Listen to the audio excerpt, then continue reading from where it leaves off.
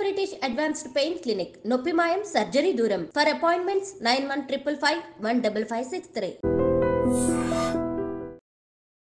నమస్తే, నేను Kavitha. Welcome to I Dream. Pushpa 2 the rule trailer release అయింది.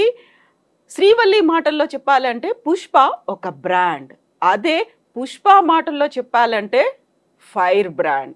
ట్రైలర్ మాత్రం ఎలా ఉంది? మనతో పాటుగా ఉన్నారు సీనియర్ జర్నలిస్ట్ మహర్షి గారు. మహర్షి గారు నమస్కారం సార్. సార్, పుష్ప 2 ట్రైలర్ చూసిన తర్వాత ఏమనిపించింది? యాక్చువల్గా అది ఎలా ఉంది? బోల్డ్ అండ్ ఎక్స్పెక్టేషన్స్ ఎప్పుడెప్పుడా అని ఎదురు చూస్తున్నారు. సో ఫైనల్ గా వచ్చింది. ట్రైలర్ అదిరిపోయింది, అందులో ఎవరికి డౌట్ లేదు. ఎక్కువ ఎక్స్పెక్టేషన్స్ పెంచడం అనేది అది ఏదో ఒక అద్భుతాన్ని మనం థియేటర్లో చూడబోతున్నాము అన్నట్టుగా ఉంది ఆ ట్రైలర్. ఆ ట్రైలర్లోనే చాలా విషయాలు చెప్పేశారు. ఎలివేషన్ మీద ఎలివేషన్ అంటే ఎవడరా వీడు అనేది ఒకటి, తర్వాత వాడు పేరు చిన్నదే కానీ విషయం చాలా పెద్దది అన్నట్టు ఒకటి, పుష్ప అంటే బ్రాండ్ అని ఒకటి, వీడు నేషనల్ కాదు ఇంటర్నేషనల్ అని ఒకటి, తర్వాత పుష్ప వైల్డ్ ఫైర్ అని, ఇలా వరుసగా చెప్తూ వచ్చారు. ఇన్ని ఎలివేషన్లు ఆ సినిమాలో ఉండాలి, ఉంటాయనే ఆశిద్దాం. ఎందుకంటే దాని బిజినెస్ కూడా అంటే ఓపెనింగ్స్ బ్రహ్మాండంగా వస్తాయి, నో డౌట్. వాళ్ళు 11,500 థియేటర్లు వరల్డ్ వైడ్ ఇస్తున్నారు. అంటే 5,000 థియేటర్లు బయట దేశాలు, మన దేశంలో 6,500. అంటే 1,300 కోట్ల రూపాయలు కలెక్ట్ చేస్తే తప్ప అది బ్రేక్ ఈవెన్ కాదు. అంటే ఒకసారి మీరు ఊహించుకోండి ఆ నంబర్ని. కాబట్టి ఏ రేంజ్ అంటే మన తెలుగు వాళ్ళ సినిమా, తెలుగు హీరో సినిమా ఈరోజు 1,300 కోట్ల రూపాయలు ఓపెనింగ్స్ తెచ్చుకోబోతా ఉంది. అంటే మామూలు విషయం కాదు అది. అయితే దీంట్లో ఏమిటంటే, అంటే ఆ సినిమా ఎలా ఉంటుంది అనేది ఒక క్లారిటీ ఉంది మనకు. ఎందుకు క్లారిటీ ఉందంటే మనం 1 చూసాం కాబట్టి. 2లో ఏముంటుందంటే పుష్పకి అతనికి మధ్య, ఫాజిల్కి మధ్య ఏదో ఒక వార్ నడుస్తుంది. పుష్ప లోకల్గా ఉన్నాడు ఇంతసేపు. 1లో లోకల్, ఇంటర్నేషనల్ అని ఆయనే అంటున్నాడు. ఇంటర్నేషనల్ అంటే ఏమిటి? కత్తులు కటారులకు బదులు ఏ మిషన్ గన్ల యుద్ధాలు జరగబోతున్నాయి. అందులో హెలికాప్టర్ కూడా ఉంది కాబట్టి తీవ్ర స్థాయిలో ఉంటుంది. అయితే సుకుమార్ గారి సినిమాల్లో ఏమిటంటే, సరే ఈ యుద్ధాలు, ఈ ఎలివేషన్లు ఇవన్నీ పక్కన పెడితే అండర్ కరెంట్గా ఒక ఎమోషన్ నడిపిస్తూ ఉంటాడు ఆయన. సినిమా అలా మామూలుగా వెళ్తున్నట్టుగా ఉండి హఠాత్తుగా ఒక హైప్ తీసుకుంటుంది, సడన్గా అట్లా జర్క్ ఇస్తుంది అన్నట్టు. మీరు పుష్ప 1లో కూడా మీరు గమనించవచ్చు, సాధారణంగా ఉన్న సన్నివేశాల్లో నుంచి హఠాత్తుగా పైకి లేస్తుంది సినిమా. ఆమె హీరోయిన్తో ఉన్న ఆ ప్రేమ తర్వాత అమ్మాయిని సేవ్ చేయడము, వాళ్ళ తల్లి తరఫున అతను ఎలా ఉంటాడు, ఇవన్నీ వరుసగా మనకు చూపిస్తూ ఆ పుష్ప క్యారెక్టర్ని ఎలివేట్ చేస్తూ వస్తారు. దీంట్లో పుష్ప 2లో ఉన్న ప్లస్ పాయింట్ ఏమిటంటే, మీకు కొత్తగా మీరు ఏమీ పరిచయం చేయక్కర్లేదు. పుష్ప ఎలా ఉంటాడో మనకు తెలుసు, శ్రీవల్లి ఎలా ఉంటుందో మనకు తెలుసు, ఫాజిల్ ఎలా ఉంటాడో మనకు తెలుసు. దాంట్లో కొత్త విలన్లు ఎవరైనా వస్తే తప్ప, అంటే కొత్త వాళ్ళు ఆల్రెడీ సునీలు వీళ్ళందరూ ఉన్నారు, మీకు ట్రైలర్లో కూడా కనిపిస్తున్నారు. కొత్త పరిణామం ఏమైనా జరుగుతుందా? అతను పగబట్టాడు, ఎవరు? షకావత్ పగబట్టినోడు సెకండ్ ట్రైలర్లో ఏమంటున్నాడు? పార్టీ ఉంది అంటున్నాడు. కన్ఫర్మ్ చేశాడు. పార్టీ ఉంది అంటే ఏమిటి? నీ సంగతి చూస్తాననే కదా దాని అర్థం. రెండోది ఏమిటి? ఫైరే కదా అంటాడు. ఫైర్ కాదు, వైల్డ్ ఫైర్ అంటాడు. అంటే అతని ఎక్స్పెక్టేషన్కి మించి ఇతను ఉన్నాడు. అతనేమో పగ తీర్చుకోవడానికి సిద్ధంగా ఉన్నాడు, ఎందుకంటే అవమానించాడు కదా, అతని బట్టలు లేకుండా అవమానించాడు. కాబట్టి పుష్ప మీద అతను పగబట్టి తర్వాత పుష్పకు సంబంధించిన ఎర్రచందనం సామ్రాజ్యాన్ని అంతా కూడా అంతం చేసే దిశగా అతను వెళతాడు. అతన్ని ఎదుర్కొంటూ పుష్ప ఎదగాలి, అతను ఎదుర్కోవాలి, ఎదగాలి. ఇది సెకండ్ పార్ట్ 2లో ఉండబోతా ఉంది. దీన్ని ఎలా ఎలా చేశాడు కథ మనకు తెలుసు. ఈ తెలిసిన కథని కొత్త సన్నివేశాలతో, కొత్త ఎమోషన్స్తో ఎలా నడిపాడు, ఇంకా పాటలు ఎలాగో బాగున్నాయి మనకు తెలుసు. అవన్నీ నడిచిపోతాయి. మామూలు ఆయన సుకుమార్ గారి సినిమాల్లో ఐటెం సాంగ్ లేకుండా ఉండే అవకాశం లేదు, ఎవరో ఒకరు ఉంటారు.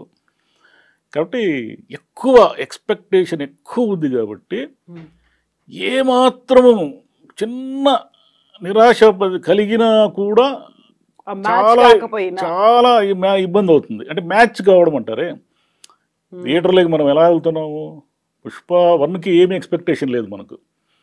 పుష్ప 1 పాన్ ఇండియా సినిమా అని కానీ వాళ్ళు అనుకోలేదు. అది తర్వాత ఆ రేంజ్కి వెళ్ళిపోయి ఒక లెవెల్కి వెళ్ళిపోయింది. కానీ పుష్ప 1ని మనము నార్మల్గా చూసాం. అల్లు అర్జున్ సినిమా అంటే బాగుంటుంది, సుకుమార్ కాంబినేషన్ అంటే బాగుంటుంది, ఏదో ఎర్రచందనం బ్యాక్గ్రౌండ్తో చిత్తూరు యాస్తో ఉంది, ఓకే డన్, పాటలు బాగున్నాయి అనుకుని చూసాం. చూసినా కూడా మనకు కొంత డిసప్పాయింట్మెంట్తో వచ్చారు కొంతమంది ప్రేక్షకులు. ఫస్ట్ చూసిన వాళ్ళు ఎందుకు డిసప్పాయింట్మెంట్ అంటే, ఫైనల్గా క్లైమాక్స్ అనేది మామూలుగా మనం ఏమి ఎక్స్పెక్ట్ చేస్తాము, క్లైమాక్స్లో ఏదో భారీగా ఒక సీన్ ఉంటుందని ఎక్స్పెక్ట్ చేస్తాం ఏ సినిమాకైనా. ఈ సినిమాలో ఏమీ లేదు, క్లైమాక్స్ లేదు. క్లైమాక్స్ లేకుండా అతనికి ఇతనికి ఏదో పెద్ద గొడవ జరగబోతా ఉంది, ఇక నుంచి కథ మొదలవుతుంది అని ఎండ్ అవుతుంది. అది కొంతమందికి డిసప్పాయింట్మెంట్ చేసింది. కానీ లాస్ట్లో పుష్ప తాళిగట్టి అదంతా ఎలివేషన్ ఉంది కదా, ఇప్పుడే కదా కథ స్టార్ట్ అయింది అంటాడు కదా, ఓహో కొంచెం సంతృప్తికరంగా బయటకు వచ్చారు కొంత డిసప్పాయింట్మెంట్ తట్టుకొని. ఇప్పుడు ఏమిటంటే ఇక్కడ విపరీతమైన అంచనా. పుష్ప 2 అనేది మామూలు సినిమా కాదు, మొత్తం దేశమంతా ఉంది ఇప్పుడు అంచనా. అవును, అందులోనూ డిలేస్ అవుతూ వచ్చాయి మొత్తం. అదేంటి మన విదేశాల్లో కూడా, అమెరికాలో విపరీతంగా థియేటర్లు ఇస్తున్నారు. కాబట్టి ఇన్ని అంచనాలు అందుకోవాలి. ఒత్తిడి కూడా చాలా తీవ్రంగా ఉంటుంది.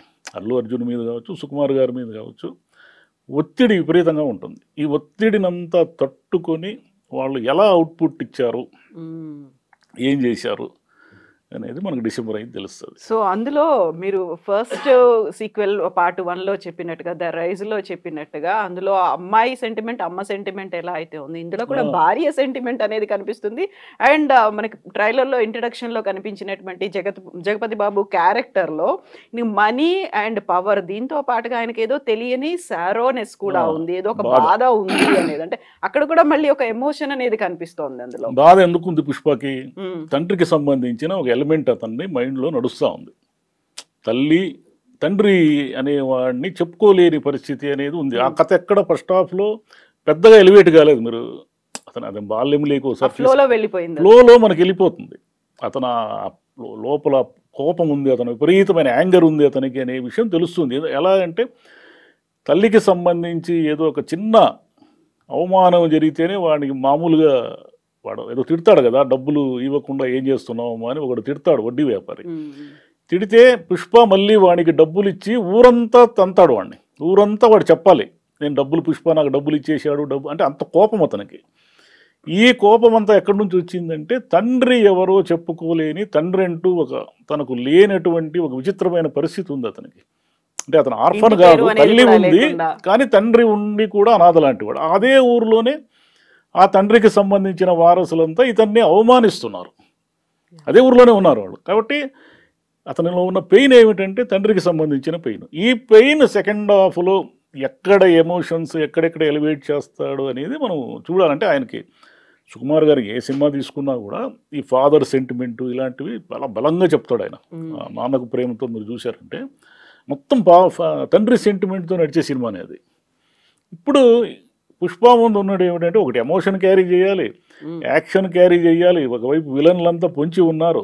ఆల్రెడీ ఏమిటి అతని ప్రాబ్లము, ఎర్రచందనము దొంగలందరితోనూ వైరం పెట్టుకున్నాడు, సునీల్తో పెట్టుకున్నాడు, తర్వాత అధికారులతో పెట్టుకున్నాడు. తమిళనాడులో ఉన్నటువంటి ఎర్రచందనం మాఫియాని దాటుకొని ఇప్పుడు ఇంటర్నేషనల్ కావాలి ఆయన. హిందీ కూడా వినిపిస్తోంది అంటే నార్త్ వైపు వెళ్తాడా లేక నేరుగా అదేమిటి జపాన్తోనే పెట్టుకుంటాడా? మనం ఎర్రచందనం అంతా జపాన్కే కదా పంపించేది, చైనా జపాన్కే పోయేది. అది నేరుగా అక్కడ వాళ్ళతోనే పెట్టుకుంటాడా లేదా అది పార్ట్ 3 ఏమైనా చూపిస్తారా? ఇంటర్నేషనల్ స్థాయి అంటే ఏందనేది చూడాలి మరి. కానీ సినిమా, తెలుగు సినిమాకి సంబంధించిన ఒక ఇది ఉంటుంది, కీర్తి పతాకం అంటారు. ఒక కీర్తి పతాకాన్ని పుష్ప 2 ఎగరవేయబోతూ ఉంది. అంటే ఇంటర్నేషనల్ స్థాయిలో తెలుగు సినిమాకు ఉన్న స్టామినా, అంటే తెలుగు సినిమాలు ఇలా తీస్తారు, ఇంత అంటే దేశం ప్రపంచమంతా చూసే విధంగా తీస్తారు అనే విధంగా అది ఉండబోతుందని అందరూ ఎదురు చూస్తున్నారు. యా పుష్ప 1తోనే జాతీయ స్థాయిలో ఉత్తమ నటుడి అవార్డు వచ్చింది. పుష్ప 2 అనేది ఇప్పుడు నేషనల్ అనుకున్నారా? కాదు, ఇంటర్నేషనల్. అంటే is he giving any indication అది మళ్ళీ ఆస్కార్ రేస్ లో ఉండబోతోందా? ఉండొచ్చు, ఏముంది, మనకు త్రిబుల్ వచ్చింది కదా మనకి. మన తెలుగుకు ఆస్కార్ అనేది మనం కల్లో కూడా ఊహించలేదు కదా. ఇప్పుడు కల్లో కూడా ఊహించినటువంటి విషయం ఒకటి త్రిబుల్ తెచ్చుకుంది కదా. అయితే ఆస్కార్ అనేది మన వరకు రాదు అని మనం చాలా స్పష్టంగా ఉన్నాం కదా. అట్లాంటిది మనకు వచ్చిందంటే రేపు పుష్ప 2 కూడా రావచ్చు. అంటే ఏం ఆస్కార్ అనేది ఏం ప్రపంచంలోంచి దిగేం రారు కదా. వాళ్ళు నటులే, వాళ్ళు సినిమాలే కదా తీసేది. కాబట్టి మన వాళ్ళు కూడా సినిమాలే కదా తీస్తున్నారు. సో ఆ మేకప్ కూడా ఒక టిపికల్గా ఉండేటువంటి బాడీ లాంగ్వేజ్, గోర్లకి నెయిల్ పాలిష్ దగ్గర నుంచి కూడా మొహాన మేకప్, చీర కట్టుకోవడం, ఇవన్నీ మేబీ ఒక క్యారెక్టర్కి తగ్గట్టుగా చేసి ఉండొచ్చు. కానీ ఇప్పుడు ఆ స్థాయిలో ఉన్నటువంటి ఒక హీరో దానికి యాక్సెప్ట్ చేయడము అనేది ముందు నుంచి అంటే సెకండ్ సీక్వెల్ అనేది రిలీజ్ లేట్ అవుతోంది, బయటికి న్యూస్ రావట్లేదు, ట్రైలర్ ఎప్పుడు అనేది తెలియదు, ఇవన్నీ అనుకున్నప్పుడు బోల్డ్ అని రూమర్స్ వినిపించాయి. ఇద్దరి మధ్యలో పడట్లేదు అనేది, డైరెక్టర్కి ఆర్టిస్ట్కి పడట్లేదు, అందుకే గ్యాప్ అనేది పెరిగిపోయింది, చెప్పా పెట్టకుండా అల్లు అర్జున్ ఎక్కడికో వెళ్ళిపోయారని ఫోటోలు వీడియోలు ఇవన్నీ రిలీజ్ చేశారు. సో వాటన్నిటికీ ఒక ఫుల్ స్టాప్ పెట్టినట్టు అయిందా? ఇంత పెద్ద ప్రాజెక్ట్కి ఖచ్చితంగా రూమర్స్ ఉంటాయి. రూమర్స్ లేకుండా ఇంత పెద్ద ప్రాజెక్ట్ ఎలా నడుస్తుంది? దాంట్లో కొన్ని నిజాలు కూడా ఉండొచ్చు. అంటే వాళ్ళకి డిఫరెన్సెస్ మీన్స్ అదేమి ఆస్తి గొడవలు కాదు కదా. ఎక్కడో ఒక చోట ఇంటెలెక్చువల్ డిఫరెన్సెస్ కూడా రావచ్చు. అదేం ప్రపంచంలో గొడవలే లేకుండా ఇది ప్రాజెక్టులు పూర్తి అయిన సందర్భాలు ఏమి లేదు. అంటే నిజం ఉండొచ్చు, నిజం కాకుండా కూడా ఉండొచ్చు, రూమర్ వచ్చినంత మాత్రం. కానీ ఆ ప్రాజెక్టు మీద మనకెంత అంచనాలు ఉంటాయో వాళ్ళకి అంతే అంచనాలు ఉంటాయి, మేకర్స్కి కూడా. మనము ఎంత ఎక్స్పెక్ట్ చేస్తున్నామో వాళ్ళు కూడా జనాలని, ప్రేక్షకులని ఏమాత్రము డిసప్పాయింట్ చేసినా కూడా ఇదంతా కూడా మన పరువు ప్రతిష్టకు సంబంధించిన వ్యవహారంగా అయిపోయింది. ఇది సుకుమార్కి, అల్లు అర్జున్కి ఇది ప్రెస్టీజియస్ ఇష్యూ. చిన్న తేడా వచ్చినా కూడా జనం మనల్ని ఆడుకునేస్తారు అనేది భయం వాళ్ళకే ఉంటుంది. కాబట్టి ప్రతి చోట 1-2 సార్లు రివ్యూ చేసుకోవడము, 1-2 సార్లు మళ్ళీ చూసుకోవడము, మార్పులు చేర్పులు చేసుకోవడం, ఇవన్నీ జరగడం వల్ల సినిమా లేట్ అయి ఉంటుంది. ఇంకోటి మీరు చెప్పినట్టు మేకప్ అదంతా అన్నారు కదా, అది తిరుపతి గంగ జాతరకు సంబంధించిన బ్యాక్గ్రౌండర్ స్టోరీ. అది తిరుపతి గంగమ్మ ఏం చేస్తుందంటే రోజుకో వేషం వేసి ఆ పాలెగాడిని చంపడానికి తిరుగుతుంది తిరుపతి ఊరంతా. అది కథ. ఇప్పటికీ కూడా ఆ గంగ జాతరని అలాగే భక్తితో నిర్వహిస్తారు. అదే సాంప్రదాయంతో రోజుకో వేషం వేస్తారు. ఆ రోజుకో వేషం వేసి దాంట్లో భాగంగా హీరో ఆ చీర కట్టుకొని ఆ వేషం వేశాడు. అంటే మామూలు పురుషులు స్త్రీల వేషంలో తిరుగుతూ ఉంటారు. అంటే గంగ జాతర అప్పుడు వాళ్ళు మొక్కుకున్న వాళ్ళు అనమాట. ఆ మొక్కులు ఉన్న వాళ్ళు వేషాలు వేస్తామని మొక్కుకొని ఉంటారు. ఆ వేషంలో హీరో ఫైట్ కూడా ఉంటుంది. మీకు హీరో ఫైట్ కూడా మనకు టీజర్లో ఇది అర్థమైంది. కాబట్టి ఒకవైపు లోకల్ అంటే ఏమిటి, చిత్తూరు ప్రాంతానికి సంబంధించిన ఒక లోకల్ ఫ్లేవర్తో లోకల్గా సినిమా నడపాలి, గ్రామీణ నేపథ్యంతో సినిమా నడపాలి. ఇంకోవైపు ఏమో ఇటు అధికారులు, ఇటు ఇంటర్నేషనల్ స్మగ్లర్లు, నేషనల్ స్మగ్లర్లు అందరూ చుట్టుకొని ఉన్నారు కథలో. స్థానికంగా పల్లెటూరి నేపథ్యంతో ఉన్నటువంటి ఒక ఎర్రచందనం స్మగ్లర్గా అవతారం ఎత్తినటువంటి హీరో తనకు మించిన ఒక వ్యవస్థను ఎదుర్కోబోతున్నాడు. అధికార వ్యవస్థ, రాజకీయ వ్యవస్థ, మాఫియా, ఇన్ని వ్యవస్థలను ఎదుర్కొని పుష్ప అనేది ఒక బ్రాండ్ అని నిరూపించుకోవాలి. ఇన్ని వ్యవస్థలు ఎదుర్కొనేటప్పుడు నో డౌట్ అతనికి విపరీతమైన ఏవో సమస్యలు వస్తాయి. అంటే సమస్యలు వచ్చి దాని నుంచి బయటకు వస్తేనే కదా ఎలివేషన్ అంటారు. కాబట్టి ఏం సమస్యలు వస్తాయి అతనికి? ఒకటి షకావత్తు, ఖచ్చితంగా సమస్య, అతను వదలడు. 2 ఈ లోకల్ మాఫియా. 3వ మాఫియా ఎక్కడి నుంచి వస్తుందని చూడాలి. Political already Rao Ramesh involve అయి ఉన్నాడు. కాబట్టి 3వ మాఫియా ఎక్కడి నుంచి వస్తుంది? కాబట్టి ఖచ్చితంగా పుష్ప 2 అనేది మనకు ఒక ప్రెస్టీజియస్ ప్రాజెక్టుగా అల్లు అర్జున్కి కానీ, సుకుమార్కి కానీ, ప్రేక్షకులకు కానీ, ప్రేక్షకులు కూడా తెలుగు వాళ్ళు కూడా పుష్ప 2 మాదే, పుష్ప మేము తీసింది అని ఎక్కడైనా నార్త్లో కూడా చెప్పుకోవచ్చు. ఎందుకంటే నార్త్లో ఇంతకాలము తెలుగుకు సంబంధించిన పెద్ద మార్కెట్ లేదు. అదే ఇలా డబ్బింగ్ అలా ఇలా వదిలేవాళ్ళు. కానీ ఈ 666, సలారు, ఈ తర్వాత ఇవన్నీ వచ్చాయి కదా, కేజీఎఫ్, ఇవన్నీ వచ్చిన తర్వాత సౌత్ సినిమాలకు విపరీతమైన డిమాండ్ ఏర్పడింది అక్కడ. ఇంత మార్కెట్ ఇప్పుడు 1000 కోట్ల రూపాయల బిజినెస్ జరిగింది థియేట్రికల్ బిజినెస్ అంటే నార్త్ బిజినెస్సే మనకంతా. ఇక్కడ మనకు సౌత్లో అంత బిజినెస్ జరిగే ఛాన్స్ లేదు. అక్కడ ఒక్కసారి అంటుకుందంటే ఫైర్ ఇంకా అది వదలదు ఇంకా. ఎందుకంటే పాట్నాలో నిన్న జరిగిన సభ, ఎందుకంటే మన వాళ్ళు ఎవరు తెలియదు కదా అక్కడ బీహార్లో పాట్నాలో, కానీ మన వాళ్ళందరినీ గుర్తుపట్టి కొన్ని వేల మంది అక్కడ ఒక ఈవెంట్కి అటెండ్ అయినారంటే చాలా పెద్ద విషయం అది. సో ఈ మధ్యన ఇది ఒక సరికొత్త ట్రెండ్ లాగా మారినట్టుంది. RRR సమయంలో అయితే ప్రమోషన్స్ కోసమో క్యాంపెయినింగ్ కోసమో హీరో, ఇద్దరు డైరెక్టర్లు మొత్తం అన్ని ఈవెన్ గోల్డెన్ టెంపుల్ దాకా వెళ్ళి వచ్చారు. ఆ తర్వాత వెరీ రీసెంట్ గా గేమ్ చేంజర్ కోసం కూడా లక్నోకి వెళ్ళి అక్కడ క్యాంపెయినింగ్లు ఇవన్నీ జరిగాయి. ఇప్పుడు పాట్నా అనేది సో పాన్ ఇండియా రేంజ్ అంటే ఇది అన్నట్టుగా చూపిస్తున్నారా? కేవలం నటులు కాదు, ఇక్కడ పాన్ ఇండియా అనేది వీళ్ళు ఎంత బాగా సినిమాలు తీస్తే అంత వర్కౌట్ అవుతుంది. లేదు పాన్ ఇండియా పేరుతో ఏదో ఒకటి ఊరికి డబ్బింగ్ చేసినంత మాత్రాన పాన్ ఇండియా కాదు. ఆడియో మారిస్తే పాన్ ఇండియా ఎలా అవుతుంది? ఆ రేంజ్ ఉండాలి. చాలా సినిమాలు పాన్ ఇండియా అని మనం చూసాం, దారుణంగా దెబ్బతిన్నాయి.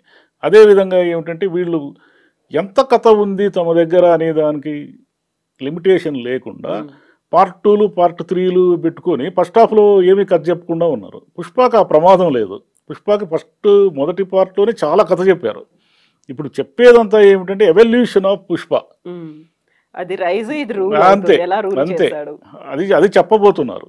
అతని పరిణామ క్రమం ఏమిటని చెప్పబోతున్నారు. మూడోది ఉండొచ్చు, దీన్ని బట్టి రెండో దాన్ని బట్టి ఉంటుంది. ఇంకో సీక్వెల్ కి రెడీ అవ్వమని చెప్తున్నారు, ఉండొచ్చు కూడా. yes sir, thank you so much sir. Thank you.